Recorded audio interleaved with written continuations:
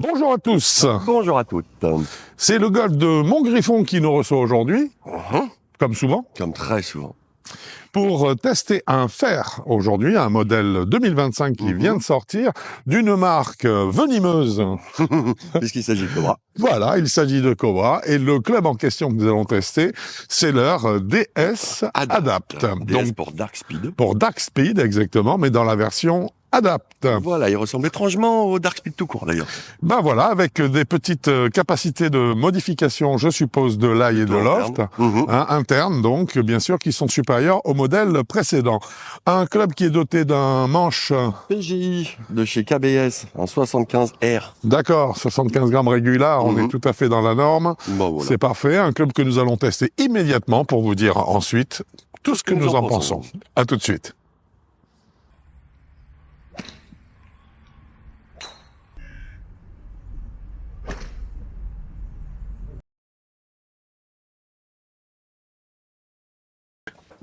Eh ben ça y est, Quentin. C'est fait. Hein, le DS Adapt a théoriquement... Plus trop de secrets pour nous. non, parce qu'on a été allé fouiller un petit peu. Hein. Il n'y a pas de capot, il s'agit d'un fer. Hein, mais, c'était bien, c'était simple. Sous le capot pour voir un petit peu tout ce qu'il y avait et comment est-ce que ça sonnait.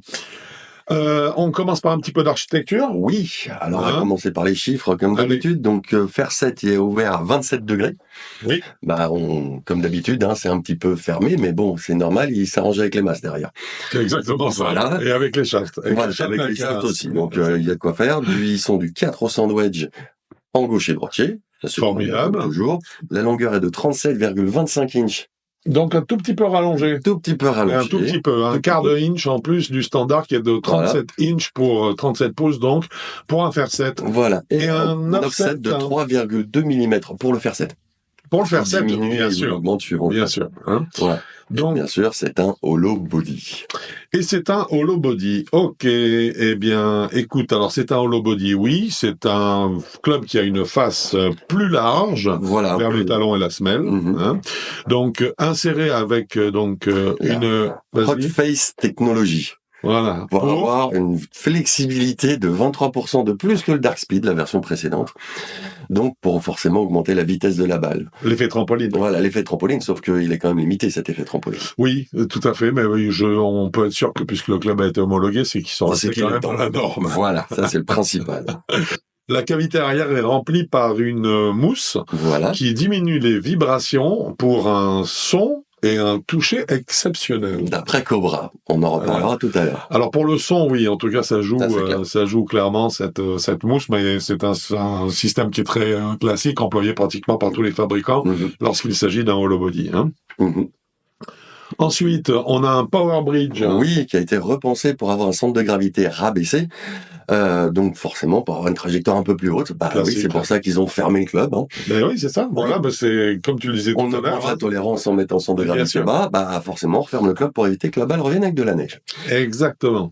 Alors ensuite, chaque numéro de club est étudié en hollow body pour des trajectoires bien définies, chacun bien spécifique. Voilà. Donc c'est comme si chaque club a été pensé de manière pas autonome, mais en lien les uns avec les autres. Voilà. Donc sa cavité arrière est pensée en fonction de ça. Voilà. Hein. Eh bien, écoute, je crois que c'est à peu près tout ce qu'on pouvait dire d'un point de vue architectural. Et puis c'est tout ce que j'ai trouvé, surtout. C'est déjà pas mal. Et puis maintenant, on va pouvoir attaquer le verdict à proprement parler, c'est-à-dire ce qu'on a ressenti et ce qu'on a pu calculer, ce club à la main.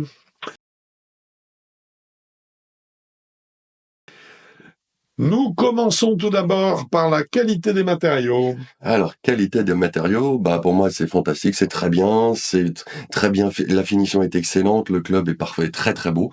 Maintenant, on a du mal à trouver des clubs avec des défauts. Oui. C'est assez rare. Alors, c'est un chapitre qui inclut également l'innovation. Voilà. Et là, on n'en a pas trouvé. Non, en fait, toutes les formules employées, alors là, elles sont très bien employées, on le verra pendant tout ce test. Hein. Oui. Mais par contre, il n'y en a aucune qui amène une réelle nouveauté. On n'a pas eu de surprise. Hein. Ce sont des formules qu'on connaît, en fait, qui sont juste bien mises en place, là, bien travaillées par Cobra. La qualité des matériaux, effectivement, je le trouve beau. Hein. C'est un beau club qui respire justement la qualité. La qualité, on se pense que ça va durer dans le temps. Oui, j'en suis certain. Et à noter aussi à ce sujet-là que je trouve, ça n'engage que moi, que Cobra a beaucoup progressé dans ces dernières années, en fait. Ouais. Il y a quelques années, on avait une sensation un peu cheap en prenant ces clubs-là en main, je trouve. Oui, il restait justement, il prenait des matériaux un petit peu entre guillemets. Moins nobles, entre guillemets, parce que ça reste quand même des matériaux qui sont quand même bien. C'est juste que c'est vrai, après au niveau look, ça faisait un petit peu juste flashy. C'était flashy, c'était exactement ça, mais on sentait pas une qualité qui corresponde au look des clubs. Voilà, et là, d'un seul coup, on voit que la qualité, et bien là, on la ressent, et puis surtout, au toucher, on voit que le club, là, il est solide. Voilà. C'est clair. Donc, à ce chapitre-là, donc, de la qualité des matériaux, nous avons décidé d'attribuer 1,5 point, puisque l'innovation, ils n'en ont pas, ils ont déjà tout mis dans la version précédente. Donc, 1,5 point.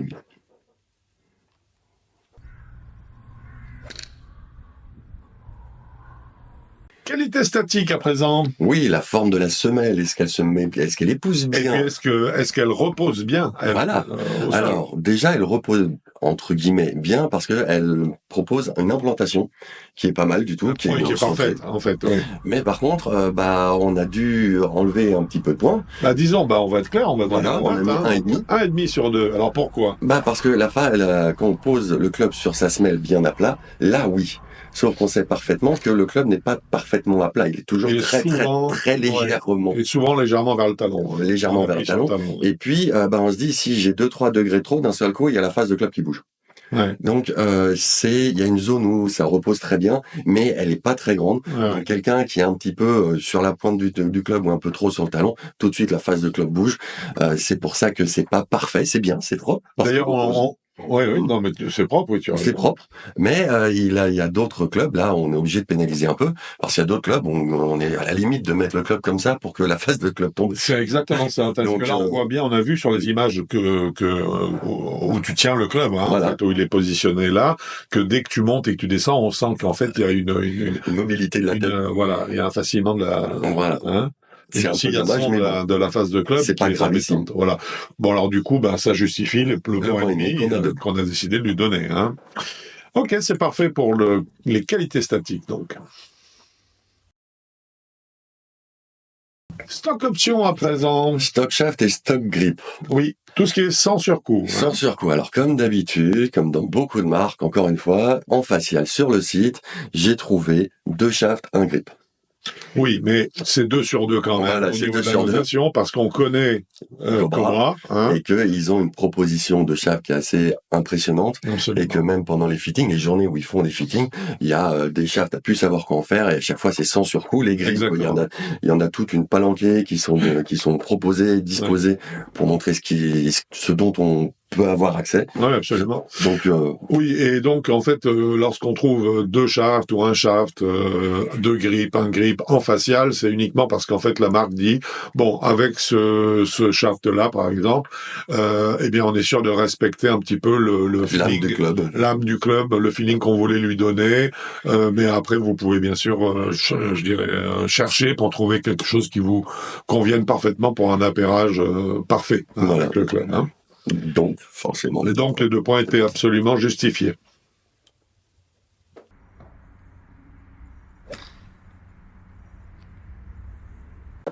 Stabilité et moment d'inertie maintenant. Oui, est-ce que le club bouge, vibre, est-il stable pendant le swing? Voilà, pendant le swing et à l'impact.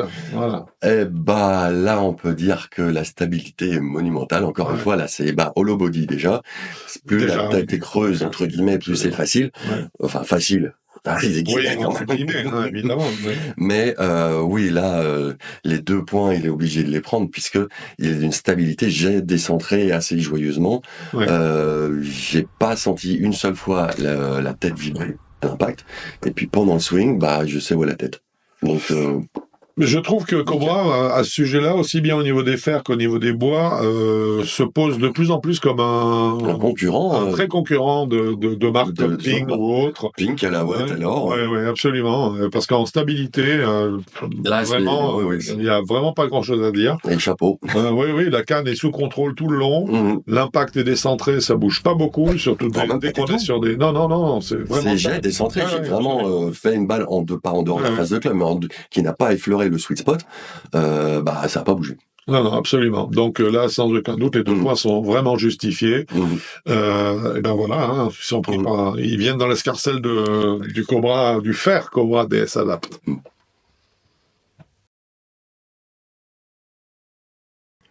Puissance et Smash Factor à présent. Oui. Tu as un chiffre à nous donner?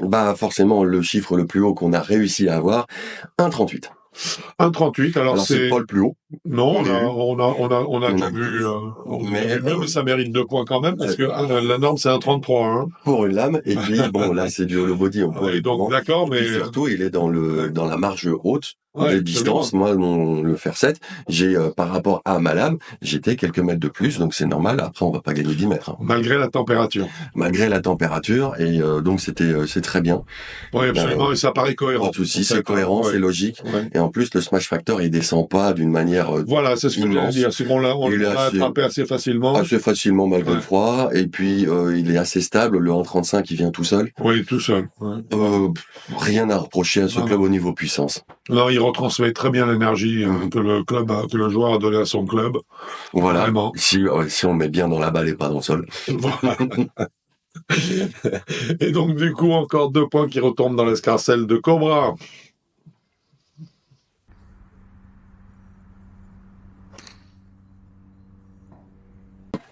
Spin à présent, ou plus précisément, backspin. Eh ben, on va commencer à faire la moyenne. Allez, vas-y, donne-moi. On va pas commencer, là, on l'a déjà fait. La moyenne est de 5600 tours minutes en backspin. Okay. Ça paraît un peu léger. Oui, mais remarque que ça vient. Ouais, puis en fait, on a trouvé ça sur pas mal de clubs cette année. Oui.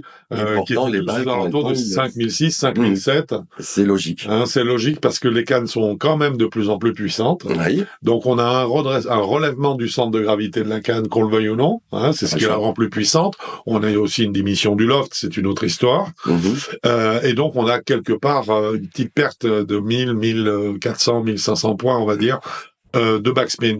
Mais, ceci étant, 5600 tours, sachant qu'une balle par 20% de son taux de spin en volant, ça veut dire qu'il lui reste encore plus de 4000 tours à l'arrivée sur le green, à 4000 tours. Minute, ça arrête vite. Ça s'arrête quand même très vite. Voilà. Donc là, il n'y a aucun problème. Et on a du coup de très belles trajectoires de balles, on le verra plus tard.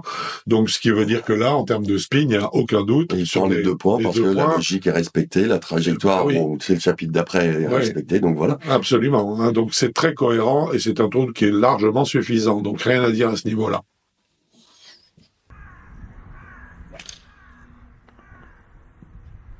Trajectoire de balle à présent, ça c'est un chapitre très important, parce que les clubs aujourd'hui sont vraiment jugés là-dessus. Nous aussi on juge là-dessus. Oui, on juge là-dessus, mais avant il y avait une espèce on jugeait, mais en disant oui, mais alors quel est le loft du club, quel est le si, quel est le taux de spin, quel est le ça. Aujourd'hui non, aujourd'hui on regarde les trajectoires de balle, c'est ce qui se fait dans le monde entier et de plus en plus. Tout le monde est sûr qu'en plus le spin, pas le spin, le smash factor essentiellement. Voilà. Le truc c'est la distance. Là, mais il y a aussi la tolérance et puis est-ce que la trajectoire de balle est une trajectoire qui nous plaise pour pouvoir la répéter à un autant. C'est vraiment le critère essentiel. Alors tu vas nous donner quand même les chiffres. Ben oui. Donc un angle de décollage de la balle de 21,5 degrés et un apex par un froid de canard. Merci. De 27 mètres. Alors c'est bien, parce que ça veut dire que malgré justement le loft de 27 degrés, ça veut dire qu'avec une température normale, on serait monté forcément à 29 voire 30 mètres de haut, ce qui est parfait. Ouais. Donc là c'est un zéro faute. C'est zéro faute et puis donc forcément il a pris les 2 points parce qu'en plus obligatoirement parce qu'en plus les trajectoires sont fantastiques. C'est vroom, c'est devant et c'est pas une balle qui part en ballonning soit direct très haute et puis qui retombe, soit qui monte d'un coup sec. Oui, alors Oui, et ne vous méprenez pas, ces qualités de trajectoire que tu décris très bien, Quentin, ne sont pas liées à une énorme vitesse forcément, à une énorme vitesse de passage. Non. Parce que toi et moi, on a un gros écart. Surtout toi avec ton plus vite. En plus, avec mon jeu en ce moment, oui. Tu passes nettement plus vite que moi, et on a la même qualité de trajectoire de balle. Voilà, moi, les miennes sont plus hautes. Forcément, ton apex est plus haut, tu la projettes plus de vitesse. Voilà. Donc, forcément. Mais malgré ça, même à vitesse. La trajectoire restait identique. Exactement. Donc, ça n'est pas une question de vitesse. Ça veut dire que c'est un phénomène que vous observerez, quelle que soit votre vitesse de passage, en fait. Donc là, c'est très réussi. Les 2 points sont largement mérités. Ce club, ce fer DS Adapt produit de très belles trajectoires de balles. Feedback et sonorité maintenant. Oui. Alors, s'il a une mousse, donc, qui diminue. On commence par la sonorité. Ouais. Alors, si on se reporte, puisque j'ai bien compris comment est-ce que tu veux amener l'affaire. Si on se reporte à l'architecture du club, Cobra a rempli la cavité arrière de cette hollow body par une mousse qui diminue les vibrations, soit. C'est vérifié. Voilà, mais qui produit un son et un toucher exceptionnel. Alors, au niveau de la sonorité, est-ce que tu dis oui ou est-ce que tu dis non? Oui. Là, je dis oui. Eh ben, je suis d'accord avec toi. Je dis oui aussi. C'est vraiment un son hyper agréable. Il est agréable, mais il est franc. Il est clair. Voilà, c'est clair, c'est net, on sait ce qu'on fait. Voilà, c'est très réussi à ce niveau-là. Ah ouais, c'est très réussi, j'ai adoré le son.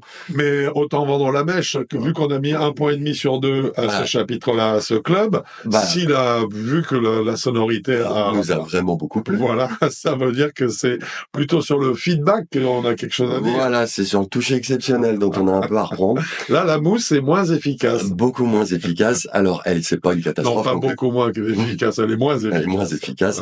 Parce que on définit quand la balle est touchée au centre. On définit quand la balle est touchée plus vers le talon.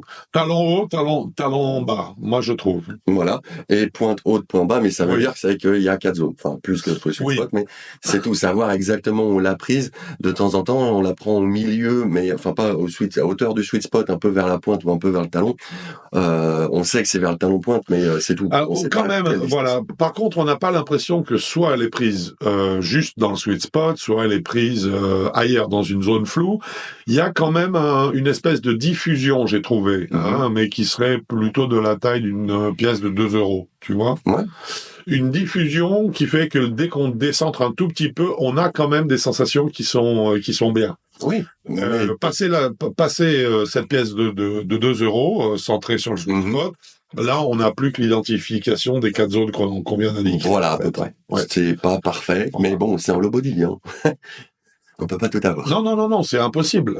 Pour le moment. Là, oui. Non, parce que ça a changé encore. Mais de toute façon, un club creux n'arrivera jamais à donner une sensation de percussion qui soit comparable à celle que peut donner un club plein. Donc, ni hollow body ni cavity back n'arrivera à donner le rendu de feeling d'une lame. Pour l'instant. Mais j'attends de voir Attends, ils sont capables de faire des trucs. Il faudrait qu'il y ait, une fois de plus, un nouveau matériau qui apparaisse. Voilà. Ce qui est toujours possible, mais malheureusement trop rare. Alors donc, là-dessus, nous sommes d'accord. D'accord sur un point. Sur le 1,5 qui prend juste en ligne de compte ce feutrage, en fait, sur les sensations que produit le hollow body.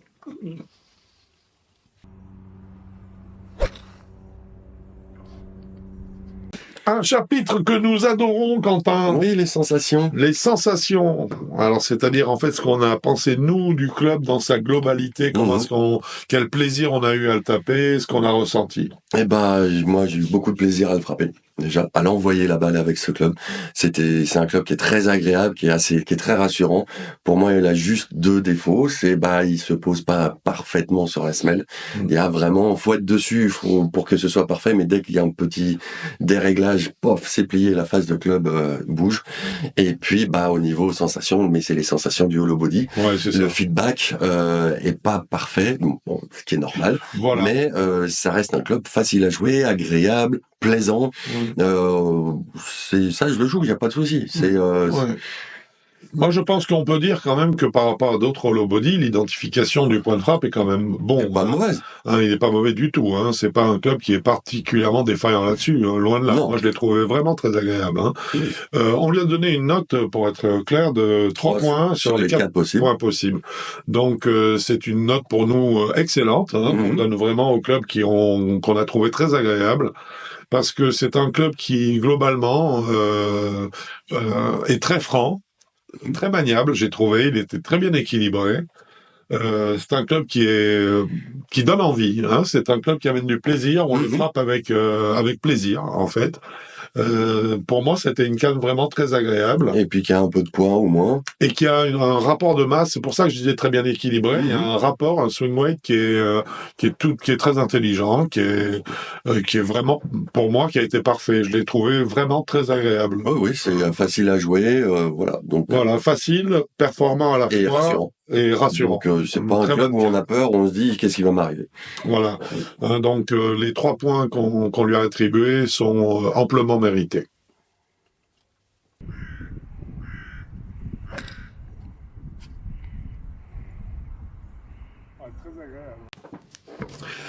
Alors, un chapitre intéressant, Quentin, c'est la vie de l'enseignant. Qu'est-ce que tu penses de ce club en tant qu'enseignant cette fois? En tant qu'enseignant, moi j'aime bien. C'est un club que je proposerais quasiment à beaucoup de mes élèves. Ouais. Parce que c'est un club qui est tolérant. Ouais. Les trajectoires sont magnifiques. On commence justement à avoir des trajectoires qui sont très belles. Ouais. C'est facile à jouer, rassurant. Donc je proposerais ça à beaucoup de mes élèves à essayer. Ouais. Après, je vais pas donner ça à des excellents joueurs, des single digits. Non. Ni non plus à des débutants complets parce qu'ils sont déjà un peu fins. Ils sont un peu fins quand même. Voilà. Ils sont un peu fins et puis ils peuvent faire un peu peur. Oui, c'est ça. Parce que du fait de ce manque de masse, c'est pas un énorme club, c'est pas un club pâteau. Voilà, non, pas du tout. Donc ça peut être un peu, ça peut se dire oulala, je vais avoir un peu de mal. Alors qu'une fois qu'on l'a tapé, on se dit ah bah non, finalement, j'ai pas mal.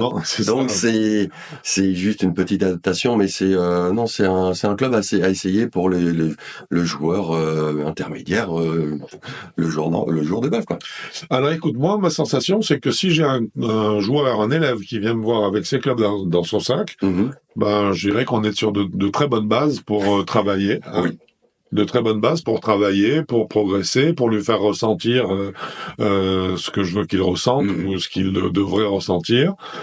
C'est un club qui, à ce niveau-là, pour moi, je dirais une vocation assez large, il convient à une grande clientèle, sauf comme tu le dis, peut-être les maîtres, bien sûr, où là, si on aborde les effets de balles volontaires, faut pas oublier que c'est un club qui est là pour ramener quand même les balles qui sont un petit peu hors jeu, Voilà. Et puis les tout débutants, comme je rejoins en fait mon point de vue à 100%. Eh bien voilà, ce verdict est dorénavant terminé et nous allons prendre l'ensemble de ces notes pour faire une note générale. Voilà, la note générale est de 17,5 sur 20. 17,5 sur 20, c'est une très bonne note. Ce qui veut dire qu'en fait, c'est un club qui nous a beaucoup plu et auquel nous avons trouvé beaucoup de qualité. La gamme des joueurs auxquels nous le recommandons? On l'a presque dit tout à l'heure, c'est 10-27. Oui, voilà. On enlève les maîtres qui veulent donner des effets volontaires à leur balle et les tout débutants qui ont besoin d'être un peu plus rassurés devant la balle. Donc 10-27, c'est cohérent. Et a-t-il un prix? Oui, il a un prix. Mince alors. Alors en acier, il a 180 € le club. Oui. Et en carbone, il a 166,50 € le club. Tout en sachant que si vous passez par nous, c'est-à-dire vous nous envoyez, si vous êtes membre fan et que ces clubs vous intéressent, si on peut vous aider à non seulement les essayer, mais on peut aussi vous les mettre sur mesure et vous aurez en plus un 12% de réduction, une remise de 12% par rapport au prix public. Alors tout ça en passant par contact@aligolf.com. Évidemment. Je te trouvais là, j'étais pas loin. Qu'est-ce qui lui arrive? Il a raté Eh bien, nous espérons que ce test vous a plu autant qu'à nous. Et puis, on vous dit à bientôt. Sur un parcours de golf. Ou sur avigolf.com. Bon golf à vous. Au revoir.